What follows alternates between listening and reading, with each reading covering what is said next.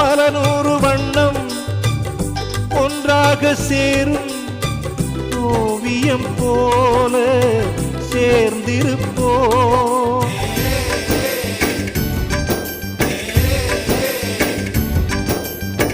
வரலாறு எல்லாம் நம் பேரை நாளை சொல்வதை போல வாழ்ந்திருப்போம். எங்களுக்குள்ளே வளைந்திடுவோம் நாணலை போல்தானே. நம் ஒற்றுமை காத்திட நின்றிடுவோம் தூண்களை போல் நாமே. அடைமழையாக பெய்யும் சந்தோஷம்